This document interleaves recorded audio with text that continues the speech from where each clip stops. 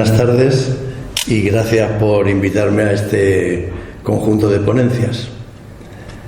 Como arquitecto, dentro de este ciclo del poder de las aguas, me corresponde hablar del crecimiento de la ciudad y lo voy a hacer basándome en distinta documentación gráfica que tenía en mi poder y otra que he ido encontrando. Vemos aquí el título de la ponencia, Crecimiento versus Planeamiento, que no pretende ser un enfrentamiento en sí de dos formas de actuación, sino dejar evidencia de que en el crecimiento de una ciudad se puede dar dos facetas. Una, que vaya creciendo sin ningún tipo de planeamiento, un poco al libre albedrío, y otra, que vaya creciendo pues de acuerdo con un planeamiento perfectamente organizado. En el caso de la ciudad de Albacete, mi punto de vista es que el crecimiento ha sido bastante desordenado, no ha habido un adecuado planeamiento y realmente la ciudad ha ido creciendo a impulsos. ¿A impulsos de qué? Pues de diferentes hitos que han ido apareciendo en distintas zonas de la ciudad con el paso del tiempo. Empezamos con este gráfico poblacional de la ciudad desde 1375 hasta 2025. Vemos que los 400 primeros años la gráfica es prácticamente plana, no ha habido casi crecimiento de población. Sin embargo, ya en los 150 años siguientes, a partir de 1800, ya se ve un incipiente crecimiento. Y a partir de 1915, pues el crecimiento ya es exponencial, la curva es exponencial. Y esto se produce mientras en la ciudad se dan los dos tipos de crecimiento que hemos dicho, con y sin planeamiento. Sin planeamiento, 577 años hasta 1952, en que se aprueba el primer plan de ordenación municipal, y el resto de años hasta hoy, 73 años, con planeamiento. Aunque antes de este primer plan de ordenación hubo tres situaciones que se podían calificar como antecedentes del plan de ordenación, realmente su contenido no es tan importante como para considerar los planes de ordenación. Esos tres momentos fueron la urbanización del Paseo de la Feria en 1785, el plan de alineaciones de 1908 y el plan de ensanche de Julio Carrilero de 1929, que veremos más adelante. En los primeros 400 años no tenemos documentación gráfica alguna, salvo esta propuesta de Elvira Valero en una publicación suya del Instituto de Estudios Albacetenses, donde dice o prevé que la ciudad en 1450 pues tendría más o menos este contorno, este perímetro. Prácticamente sería Villacerrada, la Catedral y el Altozano, nada más.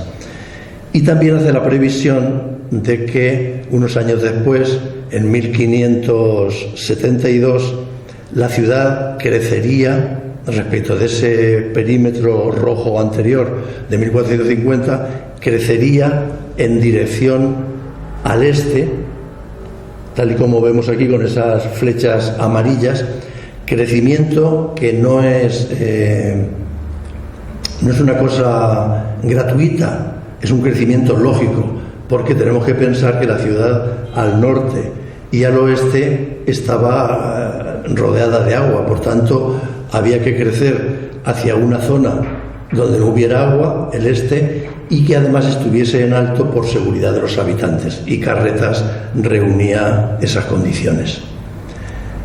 También hubo un pequeño crecimiento hacia el norte por la aparición de estos tres conventos importantes, y la propuesta de Elvira coincide totalmente con la de Miguel Panadero, que prevé que la ciudad en 1600 pues era de esta forma que aparece aquí en esta elipse gris.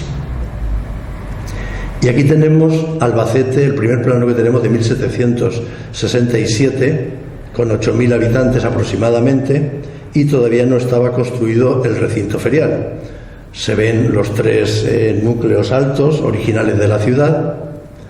He marcado aquí las plazas más importantes para que nos hagamos una idea del tamaño de la villa entonces.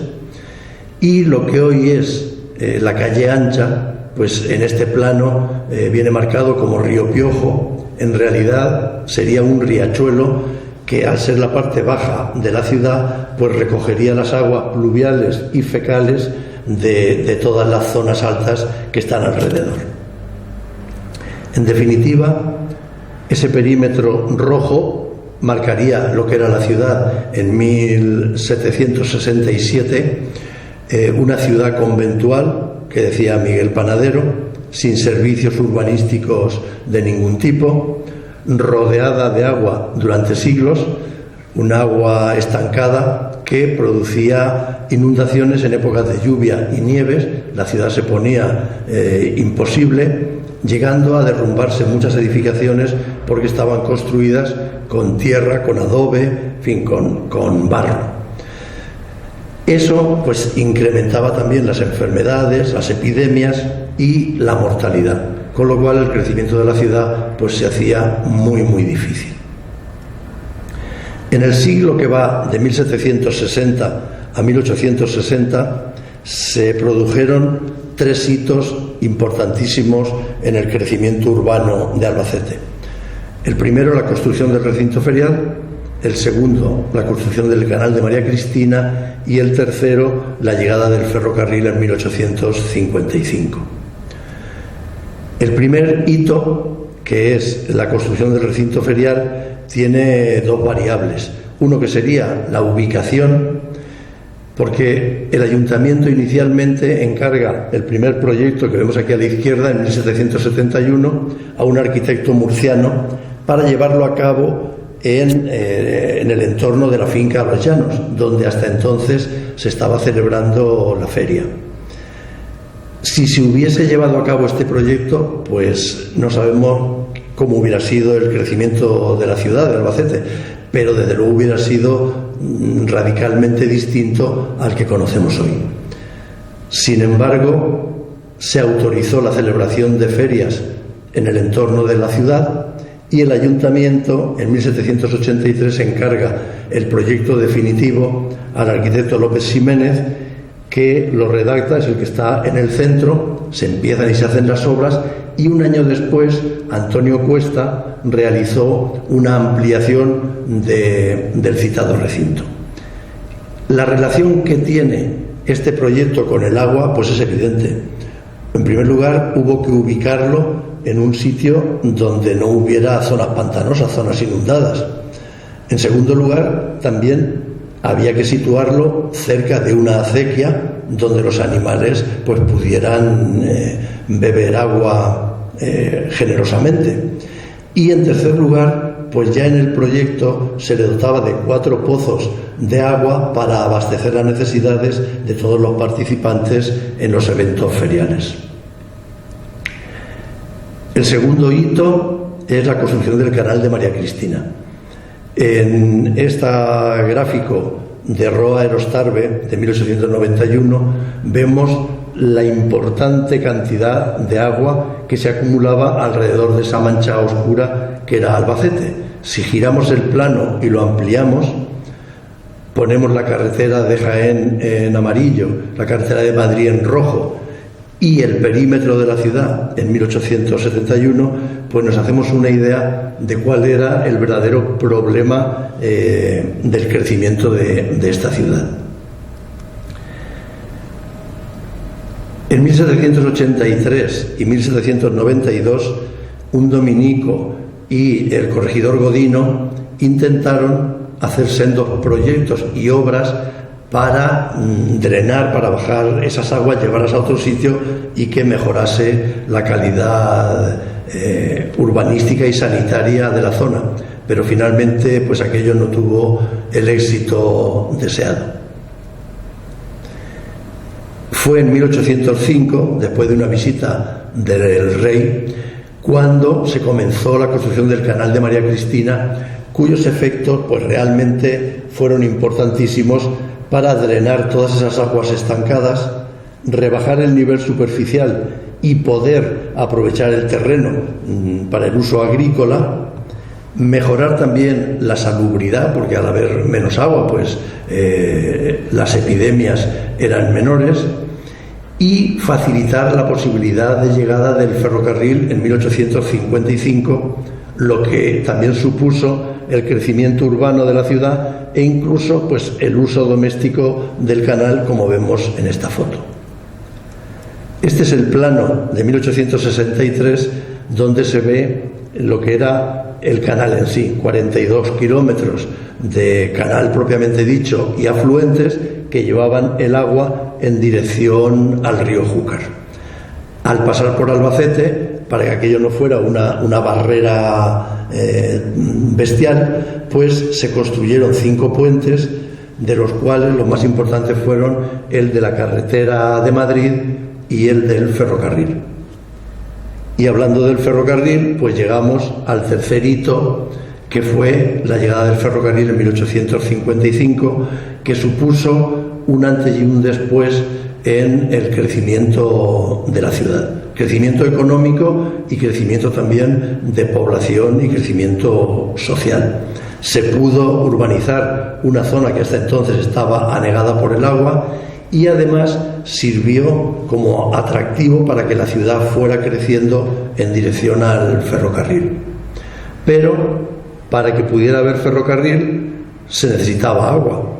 Entonces este proyecto intenta o lleva el agua desde los Ojos de San Jorge con una canalización, primero por el campo y luego por el perímetro urbano, por el extrarradio, hacia la estación, porque no debemos olvidar que la estación tenía mucha vida, pero todas las locomotoras eran de vapor y pues necesitaban grandes cantidades de agua para su funcionamiento. Este es el plano de Albacete en 1861. Y aquí he marcado en rojo cómo era esa ciudad en 1767. Ya en este plano figuran los hitos que hemos visto antes: la estación, el canal de María Cristina, el recinto ferial e incluso la plaza de toros, que también tiene su importancia como atractivo para el crecimiento. Y la ciudad pues creció hacia el norte, noreste, atraído por el ferrocarril, y también se nota un incipiente crecimiento hacia el oeste por la atracción de la feria. De tal forma que el perímetro urbano pues pasó a ser aproximadamente esa línea marcada en puntos azules. Recordemos que solo 40 o 45 años antes todo ese perímetro estaba rodeado de agua. De esa forma podemos apreciar claramente la labor tan importante que ejerció el canal de María Cristina para poder traer el ferrocarril y para que la ciudad fuera creciendo. Y aquí he traído una vista de un grabado de lo que sería la feria, pues en época bulliciosa de feria. Es un grabado coloreado recientemente. Y también he traído 2 imágenes de la antigua plaza de toros, que es la que venía en el plano anterior, en relación con la plaza actual, para que veamos dónde estaba situada. Estaban realmente al lado. En este grabado de 1866 tenemos otra visión interesante de la feria. Antes era una visión bulliciosa en plena vorágine festiva, y aquí pues es una visión del resto del año. Esa imagen del recinto ferial al fondo, solitario, con un camino que lo separa de la ciudad y muy poca actividad humana, 4, 5, 6 personas paseando por ahí. Imagen que no está alejada de la realidad, porque esta fotografía de unos años después pues refleja prácticamente lo mismo, pero viendo la ciudad al fondo en vez de el recinto ferial.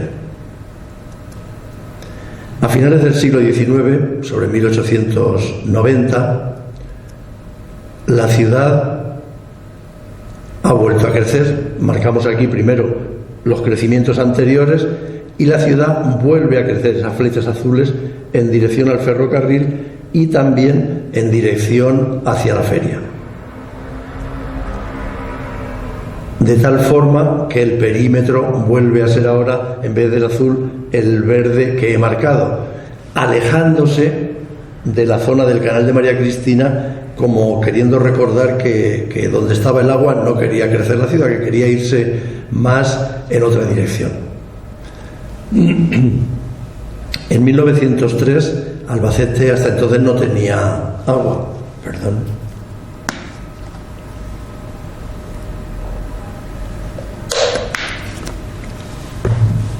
Sí tenía alumbrado público desde 1888, pero agua no. Entonces, este plano, que es del ingeniero Enrique Alcaraz, nos muestra la idea de cómo traer el agua. Él pensaba traerla desde los Ojos de San Jorge hasta estos dos depósitos situados en el Sol y en el Alto de la Villa. Como ya había energía eléctrica, bombear el agua hasta los depósitos y desde allí, por gravedad, pues por toda la red de tuberías, circularla a toda la ciudad. No fue una solución sencilla traer el agua. En el siglo XVIII se intentó y se fracasó. En el siglo XIX hubo otra nueva intentona que también fracasó. La empresa Ferrocarriles hizo un proyecto que tampoco tuvo éxito. En 1862 llegó el agua a la Plaza Mayor, pero no dejó de ser pues una cosa muy puntual. Y ya en 1888 sí que existe en el archivo municipal un proyecto de abastecimiento del ingeniero Tomás Duch, en el que pues ya se contempla la traída de las aguas. He traído aquí un fragmento de la memoria porque nos indica cómo estaba la ciudad hasta ese momento. El agua se sacaba de unos pozos que había en el perímetro urbano con norias y se repartía con carros y cubas a la ciudad, pues un poco como se ve en esta foto, pues en unas condiciones sanitarias muy lamentables y además, dice en la memoria, a un precio muy elevado. Finalmente, ya a principios del siglo XX, hubo una donación de suelo y tierras de Saturnino López, que el ayuntamiento, cuando vio que ya tenía caudal suficiente para abastecer a la ciudad, pues intentó que la Compañía General de Aguas de Barcelona hiciera el proyecto y las obras, pero esta empresa le fue dando largas durante 3 años, hasta 1903, en que 2 ingenieros agrónomos y un militar de aquí de Albacete propusieron hacer ellos la instalación a cambio de poder explotarla durante 99 años. El ayuntamiento estudió la propuesta, rebajó los 99 años a 90 y bueno, pues le dio el visto bueno y empezaron a realizar las obras. Este es el depósito que planteaban para llevar a cabo en el Alto de la Villa, una planta y una sección. Las obras se realizaron y en 1905 se inauguró la instalación. Y posteriormente, en 1916, el ayuntamiento compró la Sociedad de Aguas con el fin de que ya fuera un servicio público y no un servicio de una empresa privada. En ese momento, el ayuntamiento encarga un nuevo depósito a Daniel Rubio, que no se llegó a realizar, pero sí se realizó este que encargó a Julio Carrilero en los Ejidos del Sol. De todas formas, estos son los depósitos que sí se construyeron y que hemos conocido. Uno todavía existe y no debemos olvidarnos del depósito de la Fiesta del Árbol, que aunque nunca ha entrado en servicio para el fin para el que se creó, que era dar mayor presión, mayor potencia al agua para que llegase bien a toda la ciudad, sin embargo, pues su origen sí fue el agua, y además, desde que se construyó, pues se ha convertido en un icono, en un auténtico hito de la ciudad. En 1909 la ciudad no tiene alcantarillado, pero sí tiene un gran problema desde 1905, en que hay un sistema de abastecimiento de agua a caño abierto, lo cual quiere decir que ese agua pues por algún sitio se tiene que ir, y al no haber alcantarillado pues se iba por la calle, junto con las aguas fecales y junto con las aguas pluviales. Pues al final era un desastre higiénico-sanitario, tanto del suelo como del subsuelo, de tal forma que el gobernador entonces tuvo que llamar la atención al ayuntamiento, y en 1908 encarga al arquitecto municipal Martínez Villena la realización de un proyecto de alcantarillado, que es más o menos, no tenemos documentos, pero es el que yo he marcado aquí: un colector general por el Val General, por lo que sería antes el río Piojo, y luego pues unos colectores más pequeños por las calles más importantes a los que luego los vecinos debían acometer. En 1909 se inaugura y ya tenemos alcantarillado. Este plano lo mandó dibujar el ayuntamiento en 1971 seguramente para acompañar al plan de ordenación del 77, y es un plano que ahí pone que es de 1920, pero obviamente no puede ser, porque la Plaza de Toros nueva, que es de 1917, no figura. Yo creo que el plano es de 1915 y está sacado de época, en el que, si ponemos el plano de 1767 y los crecimientos posteriores, nos va a permitir ver el encargo que le hacen al arquitecto Martínez Villena de un plan de alineaciones en el año 1908. ¿Y qué plantea Martínez Villena? Pues un crecimiento hacia el norte hasta la vía del ferrocarril, y un crecimiento más importante hacia el sur hasta un parque, el Parque de Canalejas, que él también proyecta con esta ampliación. Seguimos huyendo del agua, o sea, un poquito hacia arriba, pero casi todo hacia el sur. Ese sería el borde urbano, el perímetro, tras esa propuesta de crecimiento.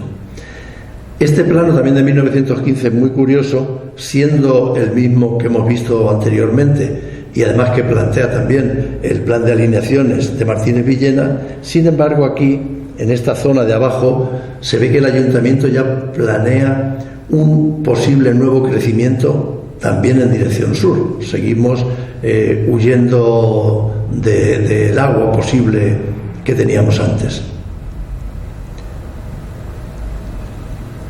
Sin embargo, a la vez que la ciudad huye del agua, yo creo que nota que necesita tener agua dentro y plantea la construcción de un estanque generoso dentro del parque, que también muchos hemos conocido, ya no existe, y aquí se ve una foto en construcción, y otra donde está la molineta que activaba la bomba para sacar agua del pozo y abastecer al estanque.